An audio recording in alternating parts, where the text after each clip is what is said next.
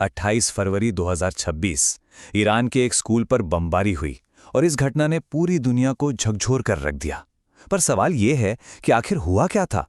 क्या ये कोई भयानक गलती थी, एक जानबूझकर किया गया हमला, या फिर कुछ और ही? इस हमले के बाद जो कहानियां सामने आईं, उन्होंने सच को जैसे कोहरे में छिपा दिया। आज हम मिलकर इसी कोहरे को हटाने की कोशिश करेंगे। सबसे पहले चलिए आंकड़ों से परे देखते हैं। इस हमले में 165 जानें चली गईं। इनमें से ज्यादातर मासूम बच्चियां और उनके टीचर्स थे। ये सिर्फ एक नंबर नहीं है, ये 165 सपने हैं, 165 परिवार हैं, 165 भविष्य हैं जो एक झटके में खत्म हो गए। ये हमला हुआ था दक्षिणी ईरान के मीनाब शहर में। स्कूल का नाम था शजरे तैयबे गर्ल्स स्कूल। यहाँ पढ़ने वाली ज्यादातर बच्चियों की उम्र 7 से 12 साल के बीच थी। वो सुबह शायद अपनी क्लास शुरू करने ही वाली थी जब उनकी पढ़ाई और उनकी जिंदगी हमेशा के लिए रोक दी गई। तो अब हम इस मामले की तह तक जाते हैं। इस घटना के बाद एक बिल्कुल अलग तरह की जांच शुरू हुई, जिसे डिजिटल जासूसों और पत्रकारों ने चलाया। उन्होंने सच को सामने लाने के लिए ओपन सोर्स इंटेलिजेंस, मतलब पब्लिक में मौजूद जानकारी का इस्तेमाल किया। हमले के फौरन बाद ही बयानों की एक जंग सी छिड़ गई। अमेरिका और इजराइल ने कहा कि उन्हें तो पता ही नहीं था कि किसी स्कूल को निशाना बनाया गया है। वहीं दूसरी तरफ ईरान ने इसे एक सोचा समझा और बेहद क्रूर हमला बताया। यहीं से सच की तलाश का जो मुश्किल सफर था वो शुरू होता है। और यहीं पे कहानी में एक बहुत ही दिलचस्प मोड़ आता है। कुछ पत्रकारों ने सैटेलाइट की उन तस्वीरों का इस्तेमाल किया जो हम सबके लिए मौजूद हैं। उन्होंने 10 साल से भी ज्यादा पुराने डेटा को खंगाला, ये समझने के लिए कि उस जगह का असली सच क्या था, और सरकारी दावों पर सवाल खड़े किए। और देखिए, सैटेलाइट तस्वीरों से जो सामने आया वो हैरान करने वाला था। 2013 में ये पूरा इलाका एक मिलिट्री बेस था, एक ही में। लेकिन 2016 तक आते आते स्कूल को दीवारों से पूरी तरह अलग कर दिया गया और उसके लिए 3 नए गेट्स भी बना दिए गए। 2018 तक तो वहां बच्चों का खेल का मैदान भी बन चुका था और आम लोगों की गाड़ियां खड़ी दिखती थीं। और तो और 2025 में उसी जगह पर एक नया क्लिनिक भी बना जो मिलिट्री बेस से बिल्कुल अलग था। लेकिन बात यहीं खत्म नहीं होती। वीडियो फुटेज में साफ साफ दिख रहा है कि हमले के बाद 2 अलग अलग जगहों से धुआं उठ रहा था, एक मिलिट्री बेस से और दूसरा स्कूल से।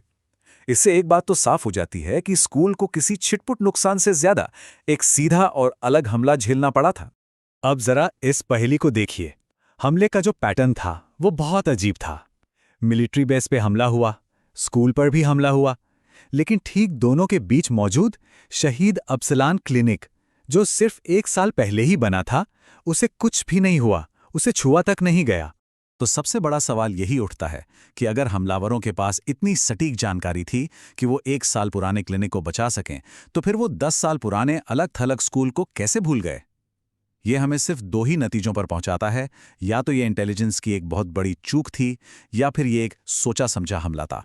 लेकिन रुकिए, इस कहानी का एक और पहलू भी है जो इसे और भी ज्यादा उलझा देता है। कुछ विश्लेषकों ने ईरान की आधिकारिक कहानी पर ही सवाल उठा दिए, जिससे संदेह का एक नया जाल सा बन गया। हमले के फौरन बाद सोशल मीडिया पर एक नई थ्योरी वायरल होने लगी। दावा यह था कि हमला किसी बाहरी ताकत ने नहीं, बल्कि एक ईरानी मिसाइल के ही फेल होने की वजह से हुआ। और इस दावे के साथ एक तस्वीर भी शेयर की जा रही थी। पर ओपन सोर्स इन्वेस्टिगेटर्स ने जल्द ही इस दावे की पोल खोल दी। तस्वीर में जो बर्फीले पहाड़ दिख रहे थे वो मिनाब के हो ही नहीं सकते, क्योंकि मिनाब एक गर्म तटीय शहर है।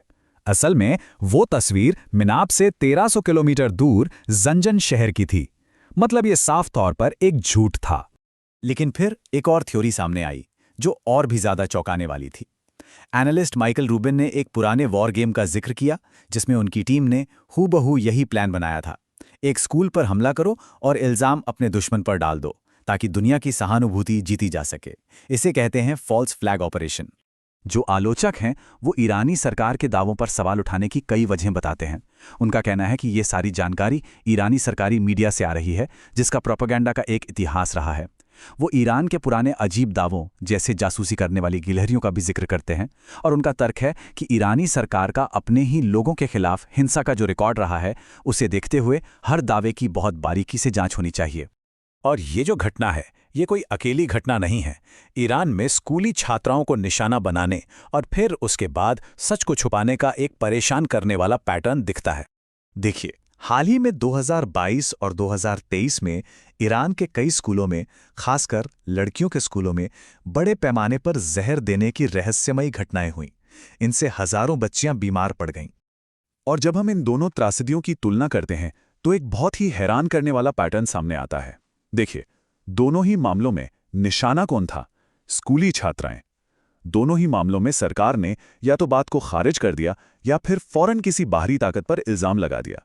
और दोनों ही घटनाओं को लेकर इतनी अलग अलग कहानियां सामने आईं कि सच क्या है ये कभी साफ ही नहीं हो पाया।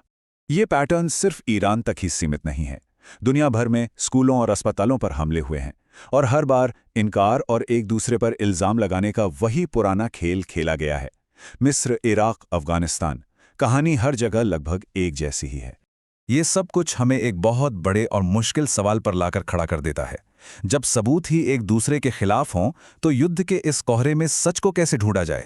तो आखिर में हमारे पास 3 अलग अलग थ्योरीज बचती हैं। क्या ये इंटेलिजेंस की एक बड़ी गलती थी? क्या ये एक सोचा समझा हमला था?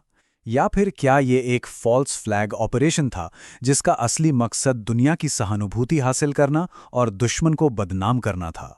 मीनाब में जो हुआ वो सिर्फ एक बम हमला नहीं था, वो इन्फॉर्मेशन वॉरफेयर यानी सूचना युद्ध का एक क्लासिक उदाहरण है, जहां जानकारी खुद एक हथियार बन जाती है। इसका इस्तेमाल लोगों की सोच को बदलने और सच को छिपाने के लिए किया जाता है। और ये हमें एक आखिरी सवाल पर छोड़ जाता है। जब बम और मिसाइलों के साथ साथ कहानियां और इल्जाम भी हथियार बन जाएं, तो युद्ध में सबसे पहली बलि किसकी चढ़ती है?